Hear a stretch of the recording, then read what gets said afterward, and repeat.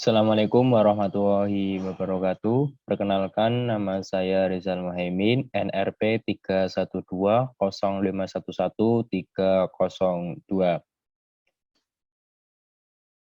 Di sini saya akan menjelaskan bab 3 dari karya tulis ilmiah.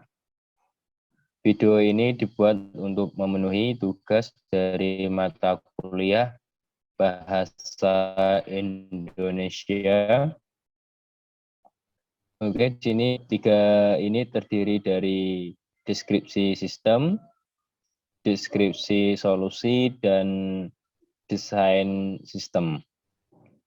Di sini saya akan menjelaskan isi dari deskripsi sistem, di mana pada deskripsi sistem ini menjelaskan solusi yang digunakan untuk menyelesaikan sebuah masalah yang diteliti.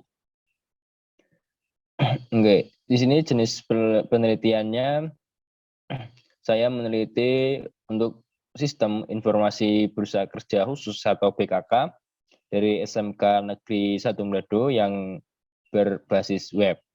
Jadi saya menggunakan metode penelitian atau pengembangan dari Sugiono tahun 2016, yaitu Research dan Development atau R&D.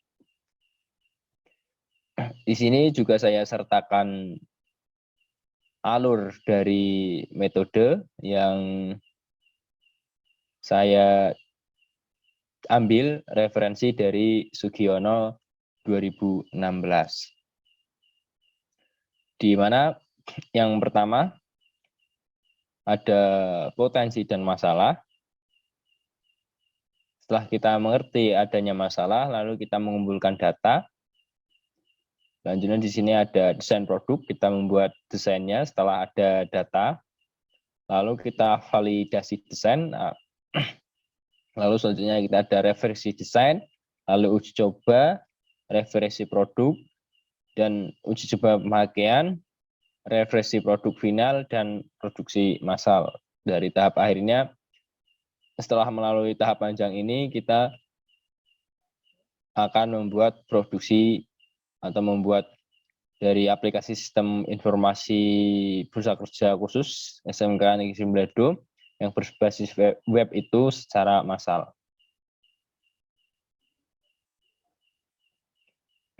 Selanjutnya setelah ada deskripsi sistem, di sini ada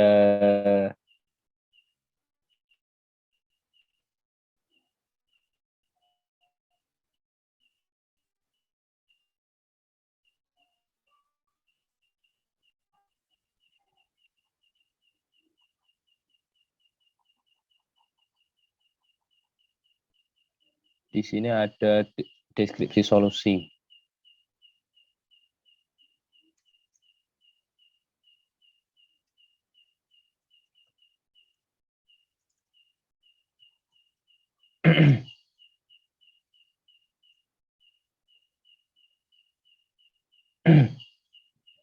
Nah, di sini deskripsi solusinya berisi tentang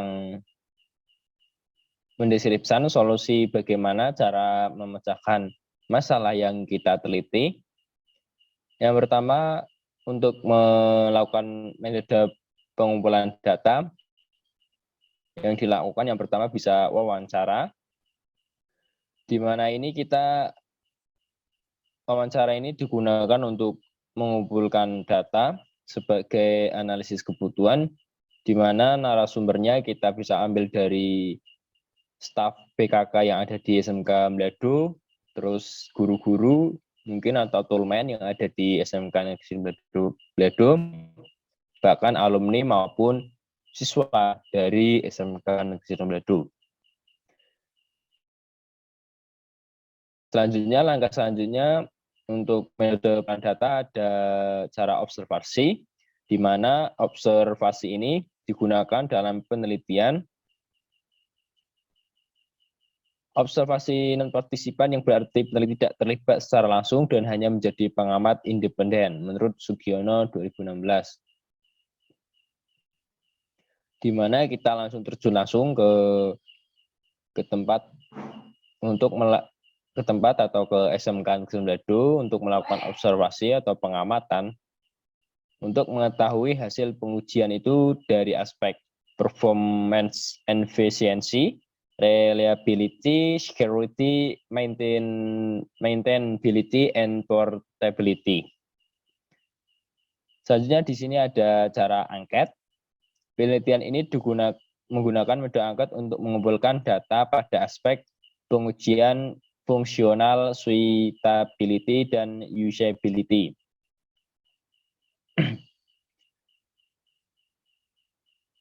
Fungsi usability berupa angket yang divalidasi oleh dua guru BKK, sedangkan instrumen usability menggunakan angket SUS yang telah valid. Angket disebar pada ahli pengembang web untuk menguji functional suitability. Sedangkan untuk pengujian usability disebar kepada guru dan tim BKK dan siswa kelas 12 sebagai calon pengguna sistem atau aplikasi. Selanjutnya, alat untuk mengumpulkan data. Instrumen pengumpulan data yaitu untuk metode pengamatannya serta angket berdasarkan standar pengujian ISO atau IEC 25010.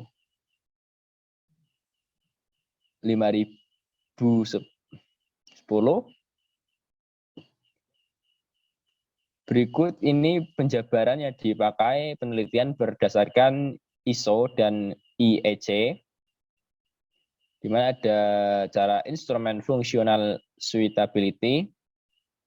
Instrumen untuk aspek fungsional suitability ini berupa angket yang berisi fungsi sesuai analisis kebutuhan. Berikut ini tabel yang menjelaskan angket yang digunakan dalam penelitian, di mana ada fungsi login, logout, register, lupa password ini berada di dashboard atau halaman utama biasanya. Khususnya ada halaman admin.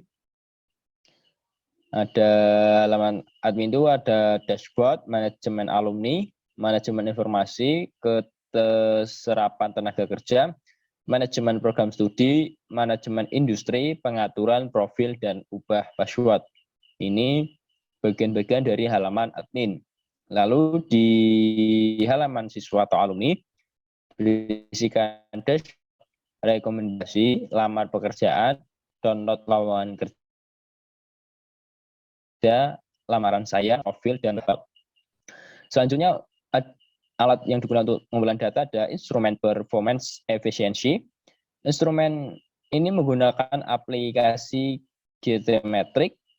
GTmetrix ini menguji berdasarkan dua aturan, yaitu Yee's Law yang dikembangkan oleh Yahoo Developer Network, dan PageSpeed Insight yang dikembangkan oleh Google. Selanjutnya ada instrumen compatibility. Ini tidak dilakukan penguji karena sistem informasi bursa kerja khusus tidak berbagi dengan lingkungan perangkat keras dan perangkat lunak lain secara bersamaan. Selanjutnya ada instrumen usability. Pengujian pada aspek usability ini menggunakan instrumen sistem usability scale atau disingkat SUS. Terus selanjutnya ada instrumen reliability, di mana menggunakan WAPT atau Web Application Load Stress and Performance Testing, yang mana WAPT akan memberikan beban pada perangkat lunak sehingga akan diketahui seberapa jauh perangkat lunak dapat berjalan. Selanjutnya ada instrumen security, di mana menggunakan aplikasi Augenetic Online Vulnerability Scanner yang dijalankan secara online melalui Google atau Google Chrome. Selanjutnya ada instrumen maintainability, di mana instrumen untuk menguji aspek maintainability menggunakan tools PHP Metric. PHP Metric ini ada berbagai macam metrik. Penelitian ini juga menggunakan metrik Maintainability Index atau MI yang dihasilkan oleh pengujian PHP Metric. Perhitungan MI ini berdasarkan metrik health state, LOC, dan jumlah cyclomatic complexity Leppen metric of PHP metric Ini menurut Lepin Metric of PHP Metric tahun 2015. Selanjutnya yang terakhir adalah instrumen portability, di mana pengujian aspek portability ini menggunakan aplikasi browser MAL. Browser MAL ini dapat menjalankan virtual web browser sehingga dapat digunakan untuk menguji berbagai macam browser. Web browser ini menguji aspek portability adalah Google Chrome, Mozilla Firefox, dan Internet Explorer. Pengujian pada browser mobile yaitu iOS browser dan Android browser. Selanjutnya ada bagian desain sistem, di mana sistem ini menjabarkan solusi yang tadi sudah diterangkan pada deskripsi sistem. Ini dijelaskan lebih secara rinci lagi. Oke, yang pertama kan tadi ada potensi dan masalah. Jadi potensi dan masalah ini dikembangkan oleh penelitian harus ditunjukkan dengan data empirik menurut Sugiono.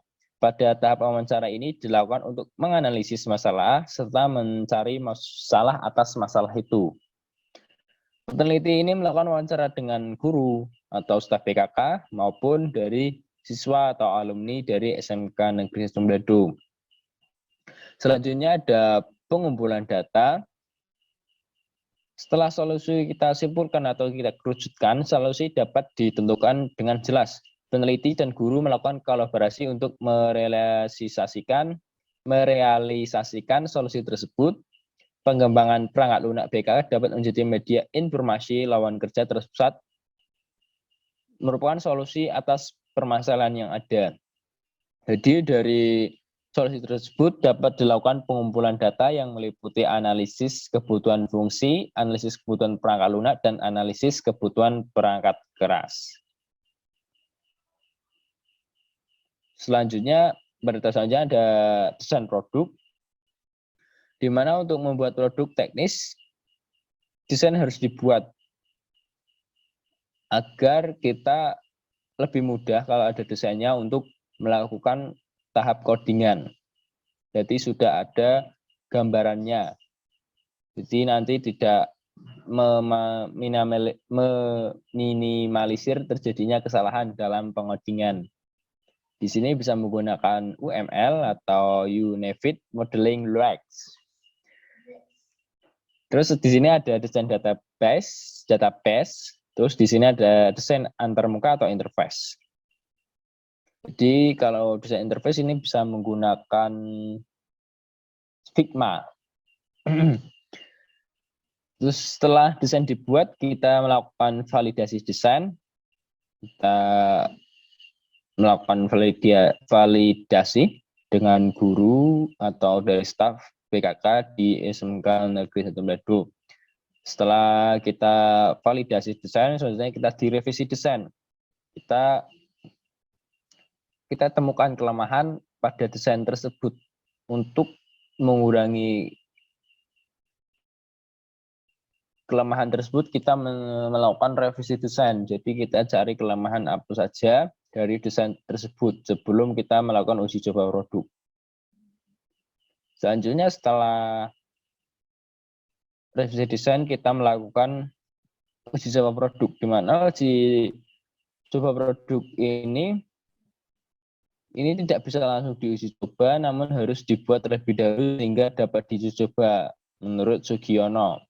Pembuatan dilakukan dengan coding, dengan pengujian dilakukan setelah pengodikan selesai. Oh, jadi berarti ini kita menurut Sugiono ini kita bukan uji coba produk, lebih tepatnya ini berarti kita harus melakukan pengkodingan atau pembuatan program sesuai dengan desain yang setelah kita buat, yang sudah kita validasi dan kita setelah revisi. Setelah kita coding, bisa menggunakan framework. Saya di sini menggunakan framework Laravel. Setelah di pengkodingan, setelah kita uji coba atau testing dari codingan tersebut, apakah ada error.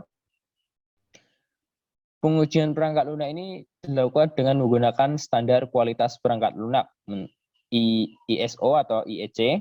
Perangkat lunak ini diuji harus memenuhi standar SO atau ISC yang meliputi functional suitability, performance efficiency, compatibility,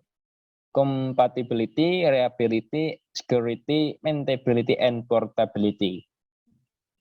Setelah menyelesaikan tahap pengujian, kita langsung masuk ke referensi produk, di mana kita lakukan perbaikan jika ada terjadi error, ada kode yang sudah kita coding, kita cari kelemahannya apa, lalu kita perbaiki di tahap revisi produk. Selanjutnya kita lakukan uji coba pemakaian. Dalam penelitian ini dilakukan uji coba pemakaian yang dilakukan oleh guru, siswa, maupun alumni dari SMK Negeri 1 Mbledo. Tetap menggunakan berdasarkan ISO atau IEC dalam melakukan uji coba pemakaiannya. Setelah melakukan uji coba, kita revisi produk tersebut. Apakah uji coba pemakaian masih terdapat kekurangan? Jika masih terdapat kekurangan, maka kita perbaiki dari produk tersebut agar meminimalisir kekurangan tersebut. Setelah direvisi dan menurutnya itu oke, lalu kita produksi secara massal atau kita membuatnya untuk lebih banyak lagi atau untuk bisa didistribusikan ke pengguna lain, bisa digunakan selain dari SMK atau alumni SMK Negeri 1 Mbledo. Oke, mungkin itu saja yang dapat saya sampaikan dari bab 3 ini, dari bagian dari karya tulis ilmiah. Terima kasih, mohon maaf bila ada tutur kata yang kurang tepat. Terima kasih. Wassalamualaikum warahmatullahi wabarakatuh.